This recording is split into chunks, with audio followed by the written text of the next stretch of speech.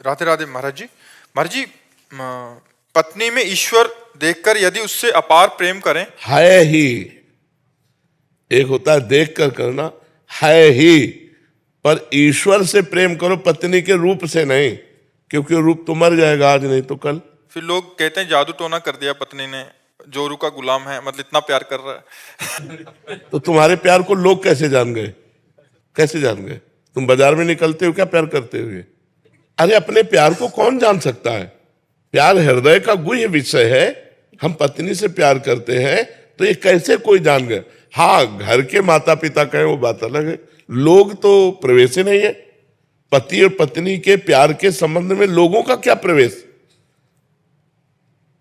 प्यार महान होता है, पर वो महान से होता है, वो लघु से नहीं। ये शरीर नाशवान है, शरीर से प्यार करोगे रोना पड़ेगा, आज नहीं तो कल रोना पड़ेगा। शरीर टिकाऊ वस्तु नहीं है। तुम पत्नी से प्यार नहीं करते, तुम भोग से प्यार करते हो।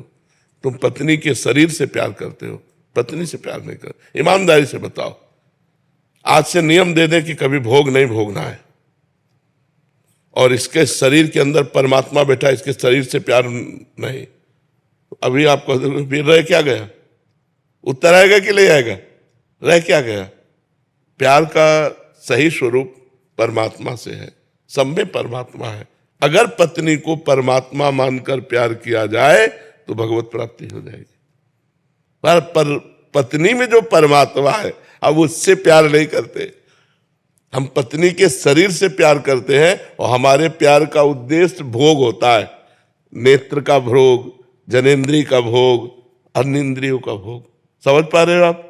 इसीलिए हमारी दुर्गति होती, परमात्मा प्राप्ति नहीं होती। नहीं, अगर ऐसे पत्नी प्रेमी ढूंढे जाए तो हमें लगता है कि काफी परसेंट में मिल जाएंगे। काफी परसेंट नहीं मिल जाएंगे, काफी परसेंट में। प्राय आज इस दर कल उधर ऐसी वृत्ति दौड़ाई जाती है। तो हम तो धन्यवाद देते हैं पत्नी प्रेमियों को और पति प्रेमियों को। जो पत्नी अपने पति से प्यार करे और जो पति अपनी पत्नी से केवल प्यार करे और भगवान का नाम जप करे, व्यभिचार ना करे, इधर उधर गंदी बात ना करे, तो धर्म से चलने वाला भगवान को प्राप्त हो जाएगा। पर असली में प्यार नहीं है। असली में प्यार तब होता है जब उनके अंदर बैठे हुए हम परमात्मा से प्यार करें। पत्नी को अभी शरीर छूट जाए तो आप कितने दिन रख सकते हैं? नहीं रख पाएंगे ना। आपसे पूछा जाए इसी शरीर को प्यार करते थे तो अब क्यों नहीं रख सकते, तो आप कहोगे वो चला गया। तो जो उस समय है उसको जानते हो क्या? पत्नी के अंदर जो बैठा हुआ परमात्मा है उसको तो जानते ही नहीं। उसको से तो कोई मतलब ही नहीं, शरीर से केवल मतलब। आप सच्ची बताना, क्या उसके अंदर बैठे हुए परमात्मा से प्यार है या उसके शरीर से प्यार है? बताओ ना। अरे जी, भगवान को देख के कैसे प्यार किया जा सकता है? अगर सामने भगवान देख रहे हैं, फिर व्यवहार भी करना है, ऐसा हो सकता है क्या? हाँ बिल्कुल, क्यों नहीं, बहुत जोर से होता। गुरु में नहीं भगवान देखा जाता, गुरु को प्यार नहीं किया जाता, गुरु के शरीर को क्या प्यार नहीं किया जाता? पर गुरु के शरीर को प्यार करते हुए परब्रह्म माना जाता है। मेरे गुरुदेव हैं, अंदर से भाव आए कि मेरे परमात्मा मेरी पत्नी का रूप धारण करके आए हैं, मेरे श्री कृष्ण पत्नी का रूप धारण करके आए, तो उससे प्यार करेंगे, उससे डांटेंगे, उससे लड़ेंगे, लेकिन अंदर भाव रहेगा मेरे भगवान है। लेकिन ये भाव नहीं रहता कि मेरे भगवान है, मेरी भोग्या है, ये भाव रहता है। पर अब अपनी आसक्ति को अब हम नया रूप दे दें तो हमारा कल्याण हो जाए कि मैं जिससे आसक्त हूं, इस शरीर से, इन भोगों से, ये तो है, लेकिन इसमें भगवान है, इसलिए इसको मैं प्यार करता हूं। अगर आज भगवान इससे अंतर ध्यान हो जाए तो इसी शरीर को मैं जला दूंगा। जला देंगे ना? तो वास्तविक में भगवान से ही प्यार है, और प्यार शब्द सार्थक भगवान से ही होता है। अनुजा अग्रवाल जी, मेरठ से। राधे राधे महाराज जी। महाराज जी, मैं विगत करीब 3 वर्षों से आपके कथनानुसार चलने का प्रयास कर रही हूँ। महाराज जी, गीता जी के अनुसार सेवा, परहित चिंतन, स्थिरता आदि का सुख लेना और इनमें बने रहने की इच्छा करना भी परमात्म तत्व की प्राप्ति में बाधक है। इसलिए साधक को सात्विक, राजस और तामस तीनों गुणों से असंग होना चाहिए। महाराज जी, राजस और तामस गुणों के त्याग का मतलब तो समझ में आता है, किंतु दुविधा यह है कि सात्विक गुणों के त्याग। अब जैसे सात्विक गुणों का ये है कि हमने इन पे दया की, रुपए दिए, दान किया, अब इसका मुझे बार बार सुख मिल रहा है अहंकार जनित, तो ये बंधन कारक हुआ ना। 5,000 दिया, 50,000 परमात्मा दे देगा। 5,000 में तो इतना अहंकार, और 50,000 में कितना अहंकार बड़ा हो जाएगा, तो ये भी बंधन कारक हुआ ना। अब इसको काटना है। जैसे इनके 5,000 हमारे पास रखे हो, फिर हम इनको 5,000 दें तो हमें सुख मिलेगा क्या? नहीं मिलेगा ना, धरोहर है। ऐसे ही दो भाव रखे, या तो ये भाव रखे, हे भगवान आपके द्वारा दी हुई वस्तु आपको दे रहे, तो दियम वस्तु गोविंदम तो में समर्पय, उसमें अहंकार नहीं आएगा। और दूसरी बात यह है कि हमने कभी इनसे लिया है, तभी आज हमको इनको 5,000 देना पड़ रहा है। तो हम अपना कर्जा निपटा रहे, छुट्टी हुई, हम कोई दान पुण्य नहीं कर रहे हैं। और अगर दान मान लो कर रहे हैं तो मेरी वस्तु नहीं है, भगवान की द्वारा दी वस्तु है, सामने वाला भगवान ही है, वो अपनी वस्तु ले रहा है, इसमें मेरा अहंकार क्या? अहंकार अगर यद्यपि रजोगुण का धर्म है, पर क्रिया में अहंकार हो जाएगा। क्रिया में अहंकार हो जाता ना, मैं वृंदावन गया, ये बिहारी जी को भोग लगाया, ये किया, तो ये जो वर्णन हो रहा है ये अहंकार से हो रहा है। जो बार बार उसका चिंतन हो रहा है और उसमें हम सुखी हो रहे हैं, ये अहंकार का निषेध है। करुणा भी सात्विक है, तो करुणा कितनी हद तक वो बंधन कारक हो? ममता रहित होकर के करुणा करो। भगवान ने कहा अद्वैष्टा सर्वभूतानाम मैत्रा करुण एवच निर्ममो निरहंकारा सम दुखा सुखा समी। हम जैसे किसी पे करुणा कर रहे हैं तो करुणा करके हमारे अंदर ममता नहीं होनी चाहिए। जैसे भरत जी ने हिरण पे करुणा की, करुणा तो करनी चाहिए। अब एक नवजात हिरण का बच्चा जल में बह कर मर जाए और कोई दयाल धर्मात्मा आदमी देखता रहे, ऐसा कैसे हो सकता है? वो दौड़ पड़े, उसे उठा लिया, जल के बाहर लाए, 2-4 दिन पालन करते, इसके बाद छोड़ देते। लेकिन छोड़ा नहीं, ममता कर बैठे, करुणा करके ममता कर बैठे। और इतनी ममता कर बैठे कि जब अंतिम समय उनका आया तो हिरण का ही चिंतन करते, तो अगला जन्म हिरण का बन गए। ममता नहीं करनी, करुणा करो पर ममता न करो। भगवान कह रहे निर्ममो निरहंकारा। कब? करुणा करने पर निर्मम होना है। हम कितना भी बड़ा उपकार दूसरे का करें, हमें यही रखना है हृदय में बात कि प्रभु की वस्तु प्रभु को दे रहे, इसमें मेरी क्या है? और सच्ची मानिए, तुमको किसने दिया है? धन संपत्ति शरीर भगवान ने तो दिया है। भगवान ने दिया है, वो सामने भगवान लेने आए हैं रूप बदल कर, उनको हम दे देते हैं, तो अहंकार किस बात का? तो त्रिगुणातीत भाव में रहेगा, सतोगुण भाव में फंसाव रहता है। मैंने किया तो फिर भोगना पड़ेगा, फिर आवागमन बना रहेगा। मान लो पुण्य किया है तो आपको और बहुत धन संपत्ति मिल जाएगी, लेकिन जब इतनी धन संपत्ति में आप ज्ञान नहीं प्राप्त कर पाए तो उतने में तो और डूब जाएंगे। इसलिए मना किया गया है कि शास्त्रीय सात्विक सुखों को भी ना भोगे। यह है ना भोगना कि आपने 500 आदमियों को भोजन पवाया, इसके बाद किसी ने आपसे पूछा 500 आदमियों को भोजन, मेरी सामर्थ्य कहाँ है? ये तो भगवान की लीला है, भगवान ने दिया, भगवान ही ऐसा कर। बिल्कुल शांत एकदम। अभिमानी को सुख होगा, वो सुख जो ले रहा है वो उसके बंधन का कारण है। समझ पा रहे हो ना? अमित नेमा जी, बेंगलोर। महाराज जी, 2 वर्ष पूर्व महाराज जी का एक वीडियो देखा और मेरा पूरा जीवन ही परिवर्तित हो गया। महाराज जी, श्री जी की कृपा से बिहारी जी की छवि विराजमान है। आपके एक सत्संग में सुना था नीरस भोजन और अल्प भोजन साधना को परिपक्व बनाता है। महाराज जी, मेरा प्रश्न है कि जब भी मैं ठाकुर जी को भोग अर्पित करता हूं तो उत्तम से उत्तम मिष्ठान व विविध व्यंजन अर्पित करने का प्रयास करता हूं, क्योंकि मैं अकेला रहता हूं और प्रतिदिन समस्त भोग सामग्री मुझे ही भोग लगा के पानी होती है। तो महाराज जी, ऐसे में ना तो अल्प भोजन का नियम निभा पा रहा हूँ, ना ही नीरस भोजन का, और पूरी भोग सामग्री छक के पा लेता हूं। उत्तम भोग लगाए मोर मरकट को सेवे, स्वामी हरिदास जी के लिए आया है। 8 असरफियां रोज बिहारी जी के चरणों से निकलती थी, 56 प्रकार का भोग लगता था, और आप ऐसे लेकर ऐसे, और 1 मुट्ठी चना खाते थे केवल। और जो 56 भोग था वो ब्रजवासियों को और मोर बंदर इनको बांट देते थे। उत्तम भोग लगाए मोर मरकट को सेवे। तो जैसे मीठा है, मेवा है, ये चीजें भोग लगाओ, लेकिन एक पात्र में रख लो, बाहर निकलो, गाय में दिखाई दे और पशु पक्षी बंदर दिखाई दे, उनको पवा दो। आप रोटी दाल पाओ, जरूरी है रोज मेवा पाओगे तो बिहारी जी तो पचा जाएंगे, आप तो नहीं पचा पाए। भाई वैसे भी हलवा पूड़ी खीर रसगुल्ला सब भोग, हमारी श्री जी को लगते हैं। तो ऐसी चीजें जो हम पाकर भजन ना कर पावे वो दूसरों को बांट देनी चाहिए। कोई न कोई मिले न मिले, बंदर और गाय और श्वान कुत्ता ये तो सर्वत्र मिल जाते हैं, पवा दो। जैसे बंदर है मेवा बढ़िया पा जाएगा, गाय भी पा लेंगे, खीर पूड़ी जो भी जैसा हो, अपने अनुकूल भोजन जिससे हमारा पाच्य सुपाच्य रहे और भजन में वृत्ति बने। तो ये नहीं तो फिर आप देखो ना, पाके देखो भजन में कहाँ रुचि बनती है। भगवान का प्रसाद है, लेकिन अधिक से अधिक गरिष्ठ पाओगे तो भगवान के तो लीवर चिदानंदमय है, और अपना लीवर प्राकृतिक वो नहीं झेल पाएगा, रोज खीर पूड़ी नहीं झेल पाएगा, और फिर उसका सप्तम धातु बनेगी, उनके तो बनती नहीं है, अपने तो सब बनता है, फिर उसके लिए जो वेदनाएं होंगी फिर उसका क्या होगा। इसलिए थोड़ा जैसे पंडित रामकृष्ण बाबा ब्रज के महापुरुष ये हैं, तो जब राधा रमण जी जाते और प्रसाद में अगर मीठा का दोना मिलता तो मना कर देते, हमें तुलसी दल और चरणामृत दीजिए। बोले आज जवान को हम मीठा का, कल हमारी जवान मांगेगी, फिर हमें तुलसी दल दो। एक बार बलराम दास जी बाबा झाड़ू मंडल, ये बड़ा रास मंडल के पास है, वो बिल्कुल यमुना जी के किनारे है। तो वहाँ माताएं बहनें यमुना स्नान कर रही थी और वो वृद्ध संत बैठे भजन कर रहे थे। तो उनकी दृष्टि किसी माता बहन के शरीर पे गई, तो काम वेदना जागृत हो गई। अब वो सच्चे महात्मा उठे, आए, अपने सब शिष्यों को बुलाया और कहा आज हम प्राण त्याग देंगे। तो कहा क्यों महाराज जी, ऐसा क्या हो गया?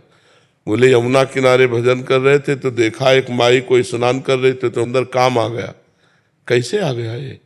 अब प्राण त्याग देंगे। तो शिष्य जन सब प्रवीण थे, तो उन्होंने कहा महाराज जी वृंदावन की परिक्रमा एक बार कर लो, फिर जैसा निर्णय आपका हो। तो नाम कीर्तन के सहित वृंदावन की परिक्रमा हुई तो सब भाव खत्म हो गया। तो उनका कल भोजन कहाँ से हुआ था? तो बोले गोविंद देव, उस समय गोविंद देव जी वृंदावन में विराजमान, अब इस समय शायद जयपुर में विराजमान, जयपुर में विराजमान। तो गोविंद देव जी का प्रसाद आया था, हम सब लोगों ने, तो उनका गोविंद देव जी का प्रसाद, जाओ पता लगाओ कि गोविंद जी को किसने भोग लगाया। तो पता चला कलकत्ता की वैश्या ने। बोले इसीलिए हमारे अंदर काम भाव है। कलकत्ता की वैश्यावृत्ति से कमाया हुआ धन और उसे गोविंद देव जी का भोग लगा, तो गोविंद देव जी तो भगवान है, लेकिन अपने लोग तो, वो बहुत गुस्सा हुए, गए गोविंद देव जी के मंदिर में और कहा प्रसाद ना पावे तो अपमान होता है प्रसाद का, और प्रसाद पावे तो बुद्धि, अब बताओ हम क्या करें।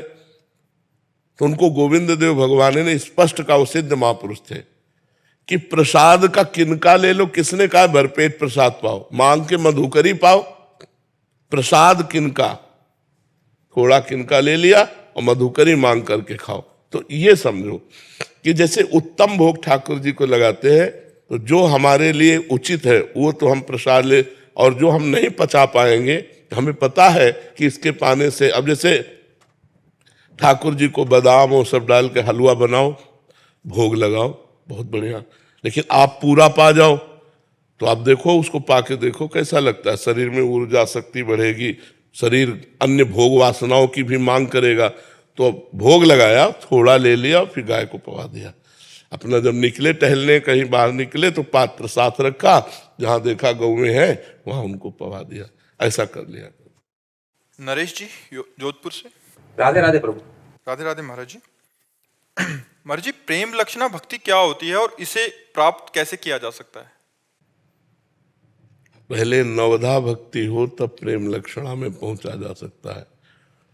श्रवण कथन सुमिरन सेवन चित लावही, अर्चन बंदन अरुदासंतन सख्य और आत्मा समर्पण, ये नौ लक्षण भक्ति बढ़ाई, तब तिन प्रेम लक्षणा पाई।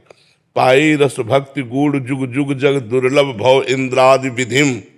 ये जो प्रेम लक्षणा भक्ति है, ये ब्रह्मा आदि बड़े बड़े देवताओं के लिए भी दुर्लभ वस्तु है। ये मनुष्य योनि में नवधा भक्ति करने पर परिणाम में प्राप्त होती है। प्रेम लक्षणा का तात्पर्य होता केवल भगवान से प्रेम, केवल भगवान का स्मरण, केवल भगवान के लिए रोना नाचना गाना, न लाज तीन लोकन की, न वेद को कहो करे, न शंख भूत प्रेत की, न देव जक्ष ते डरे, सुने न कान और की, द्रवे न और इच्छना। ये है प्रेम लक्षणा। कोई परवाह नहीं, हर समय भगवान का मधुर मधुर स्मरण और सुख प्रवाह हो रहा है। गदगद सुर नैना सजल, दंपति रस रहे भीन, ईगत वृंदा विपिन में, फिरे प्रेम तनलीन। प्रिया प्रीतम की रूप माधुरी नेत्रों में है, रो रहा है, कभी प्रेम में कभी विरह में, उसको दुनिया से कोई मतलब नहीं। ये प्रेम लक्षण, पर ये ऐसे नहीं प्राप्त होती, ये नवधा भक्ति करने पर प्राप्त होती। नवधा भक्ति पहला है श्रवणम, खूब भगवान की कथा सुने, भगवान की महिमा सुने, भगवान का नाम कीर्तन सुने, श्रवणम। फिर कीर्तनम, खूब भगवान का नाम कीर्तन करे, भगवान की कथा स्वयं करे, घर में बैठकर भागवत 1 अध्याय 2 अध्याय 4 अध्याय, रामचरितमानस, जो जैसे भाव वाला हो। स्मरणम, भगवान के नाम का स्मरण, भगवान की लीला का स्मरण, भगवान के रूप का स्मरण, भगवान के धाम का स्मरण, नाम रूप लीला धाम का स्मरण। श्रवणम, कीर्तनम, स्मरणम और विष्णुर पाद सेवनम, भगवान की चरण सेवा, अच्छे अच्छे पदार्थों से भगवान को भोग लगाना। अर्चनम, पुष्प है, इत्र है, अगरबत्ती, अच्छे अच्छे द्रव्य वस्तुएं भगवान को समझ। और वंदनम, भगवान को साष्टांग दंडवत करना, वंदनम। श्रवणम, कीर्तनम, स्मरणम, विष्णुपाद सेवनम, अर्चनम, वंदनम और दास्यम, मैं भगवान का दास हूं, अंदर ये भाव। और सख्यम, भगवान मेरे मित्र भी है। और आत्मसमर्पणम, भगवान के सिवा मेरा कोई नहीं। जब ये भाव आ जाता है तब भगवान से प्रेम होता है, उसे प्रेम लक्षणा भक्ति कहते हैं। पर शुरुआत यहां से होती, श्रवण से। श्रवण, कीर्तन, सुमिरन, स्मरण, ये जब हमारा खूब भगवान का होगा तब हमारे अंदर दास्य भाव आएगा, सख्य भाव आएगा। फिर आत्मसमर्पण, आत्मसमर्पण पूर्ण है, यहीं से प्रेम प्रकट होता है भगवान के चरणों में। समझ रहे हैं आप? श्रद्धा शर्मा जी बेंगलोर से। राधे राधे। राधे राधे महाराज जी। महाराज जी, भय के माहौल में पूर्ण समर्पित होना मुश्किल सा लग। नहीं, भय तो बहुत कृपा है। भय के माहौल में पूर्ण समर्पित होने का चांस ज्यादा है। किसका है? भय के माहौल में तो पूर्ण समर्पित होने का चांस ज्यादा है। जो सभीत आवा सरनाई, रखियो ताई प्राण की नाई। जब हम भयभीत हो जाते हैं, किसी पे विश्वास नहीं रहता, लगता कोई मेरा नहीं, सब जगह धोखा, सब जगह छल कपट, तब तो भगवान के लिए एक चांस ज्यादा बढ़ जाता है कि अब तो केवल भगवान ही है जिनकी मैं शरण में जाऊं। तो आपका अनुभव गलत है। भय, अगर हमको कोई प्यार कर रहा है तो चांस कम है, फिर तो चांस कम हो जाते हैं कि यार अमुक भैया है, अमुक मित्र है, अमुक है जो हमें प्यार करते हैं, तो वहां हमारा मन टिक जाएगा। जब हमें पता चल गया कि हर जगह छल कपट, हर जगह पाप की बात, हर जगह गलत चिंता, तो हे भगवान आप ही हो जो मुझे अपनी शरण में रख ले। तो भगवान की शरण में होने के लिए भय अत्यंत आवश्यक है। मृत्यु का भय, संसार का भय, ये भगवान की शरण में ले जाता है, ये निर्भय करा देता है। तो हमें लगता है भय आना अच्छी बात है। भय आवे जिससे हम संसार से भयभीत होकर भगवान की शरण में आऊं। जो सभीत, सभीत माने भय सहित, आवाज शरणाई, मेरी शरण में आ गया, तो रखियो ताई प्राण की नाई, मैं उसे प्राण के समान, जैसे लोग अपने प्राणों का बहुत दुलार पोषण करते हैं, ऐसे मैं उसका पोषण करूंगा। विशाल जी जयपुर से। राधे राधे महाराज जी। राधे राधे महाराज जी। महाराज जी, किसी से बात करते समय उसके चेहरे के किस भाग में नाम लिखें या देखें जिससे सामने वाले को पता भी ना लगे और हमारी बात भी बन जाए? देखो, जब हम बात करते हैं तो प्रायः बात करने का ढंग होता है आंख में लाके बात करना। उसके माथे पे बहुत बढ़िया पोस्टर है, माथा एक पोस्टर है, हम उसी में लिख रहे हैं राधा। जैसे आपसे बात कर रहे हैं, हम उसी में लिख रहे हैं राधा। सामने राधा नाम का दर्शन कर रहे हो, आपसे बात कर रहे हैं, तो हमारी भगवती स्मृति भी रही, हमारा काम भी चल गया। नहीं तो जब हम आपकी तरफ देख रहे हैं तो इतने में स्थान भी तो खाली है, इसी स्थान पे लिख रहे हैं राधा। हमारे और आपके चेहरे के बीच में राधा नाम है, हम आपको देख रहे हैं ऐसे। तो ये प्रक्रिया, हाँ, बातचीत करते हुए नाम में रहना, क्योंकि बातचीत से राधा राधा तो नहीं जप सकते, क्योंकि बातचीत कर रहे हैं, सुनना भी है, उत्तर भी देना है, लेकिन हम दिमाग की स्थिति राधा नाम में रख सकते हैं। राधा लिखा हुआ है बस, आप सुनो। अच्छा, आप ऐसे आप ठीक है ना, और ऐसे बातचीत कर रहे हो, राधा नाम लिखा हुआ है। पर बहुत प्रवीणता चाहिए, ले 1 मिनट में भूल जाओगे, बात करते करते वो भूल जाओगे, बस इसमें अभ्यास चाहिए, प्रवीणता चाहिए। तो मस्तक पर गोविंद सिंह जी।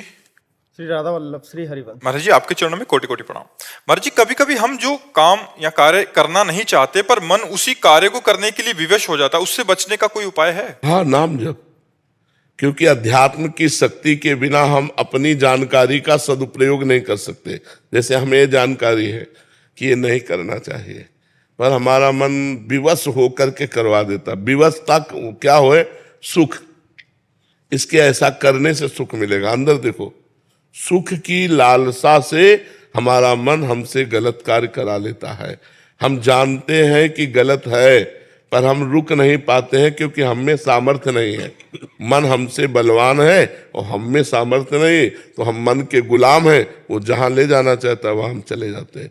अब मन को अपने अधीन करने के लिए हमें सामर्थ्य जो चाहिए वो नाम जप से मिलेगा। मैं महाराज जी जैसे आर्मी में हूँ, तो कभी कभी ऐसा होता है कि मेरे को पता है कि ये काम गलत है, पर फिर भी मतलब ये आपका ही प्रश्न नहीं, ये टोटल सबका प्रश्न है। ये प्रश्न टोटल सबका है कि हम जानते हैं गलत है, लेकिन हम रुक नहीं पाते और गलत कार्य कर लेते हैं। उसका कारण है सुख बुद्धि। उस क्रिया में, उस वस्तु में, उस पदार्थ में सुख बुद्धि, और सुख बुद्धि के कारण हम उसे भोगते हैं। बाद में ग्लानि होती है। हमें जानकारी भी थी कि नहीं होना चाहिए। इसमें हमारे अंदर अध्यात्म शक्ति की कमी है। यदि हम नाम जप करें, सत्संग सुने, तो कितने ऐसे आते हैं भाई लोग और कहते हैं कि मैं बुरी संगति में था, मैं बुरे आहार विहार करता था, सत्संग सुनकर मैंने छोड़ दिया। पावर मिला ना? मैं भी वही हूँ। हाँ, तो पावर मिला ना। तो जब भगवान की बात सुनी और आपने वो वस्तु छोड़ दी, अगर आप भगवान का नाम जप करेंगे तो जो गलत है सब छोड़ सकते हो। जो करना चाहिए वही करोगे, जो नहीं करना चाहिए वो छोड़ दोगे नाम जप के प्रभाव से। भगवान का जितना अधिक से अधिक नाम जप कर सको। अच्छा, नाम जप में कोई नियम नहीं है, ये बिना नहाए नहीं जप सकते हो, ऐसी जगह नहीं जप सकते हो, जहां भी हो वहां जप सकते हो। आप शौचालय में बैठे बैठे भी अंदर अंदर जप सकते हो नाम। अपवित्र हो या पवित्र, सब स्थिति में भगवान का नाम जप। उस मंत्र जप में नियम है कि मंत्र अपवित्र दशा में नहीं जप सकते, लेकिन नाम हर दशा में आप जप सकते हो। और नाम जपने से महाबल आ जाता है।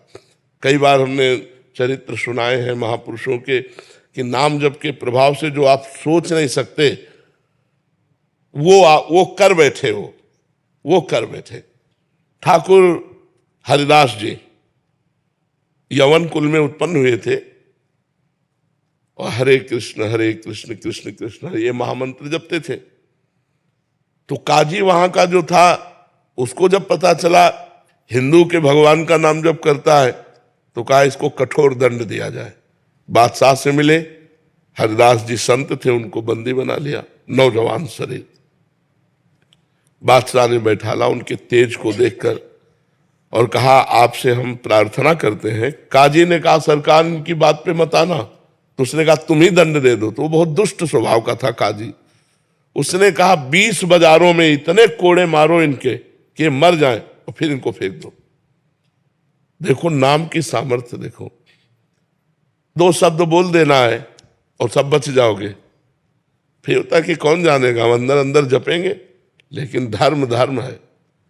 उन्होंने कहा मैं गलत हूं तो बोलूं, जब गलत नहीं हूं तो क्या, वही परमात्मा है। मुझे ये नाम पसंद आया परमात्मा का, उसका नाम जप कर रहा हूं। 20 बाजारों में कोड़े मार मार करके उनकी खाल खींच दी गई। फिर मरा जानकर गंगा जी में फेंक दिया। गंगा का जल स्पर्श होते ही नवीन जीवन उनको मिला। उनकी बड़ी पावन चरित्र। तो आप देखो, भय से, भयानक कष्ट से या भयानक प्रलोभन से भी जो ना डिगे वो धर्म है। और ये धर्म को धारण करने की सामर्थ्य नाम से आई। अगर हम नाम जप करें तो हम बड़े से बड़ा दुख सह सकते हैं। अपने धर्म के लिए हम प्राण भी समर्पित कर सकते हैं। जैसे आप राष्ट्र के लिए प्राण समर्पित किए हो, कभी भी गोली लग सकती है, लेकिन आप भयभीत थोड़ी हो, आप उत्साहित हो। हाँ कि अरे हमारे तिरंगे की रक्षा के लिए चाहे जब हमारे प्राण समर्पित है। ऐसे ही नाम जप के द्वारा जब हमारे अंदर अध्यात्म बल आ जाता है तो हम उत्साहित होते हैं कि भले कष्ट मिले लेकिन मैं धर्म नहीं छोड़ूंगा। धर्म को हम समझने लगते हैं। आज की समाज धर्म को नहीं समझ रही, गंदी आदतों में बहती चली जा रही, गंदे आहार खाते चले जा रहे। आप समझो हमारे सनातन धर्म में इतनी निष्ठा थी कि तलवार की नोक पर गौ का मांस खवाने की कोशिश करते थे तो गला कटवा लेते थे, लेकिन मांस जबान में नहीं।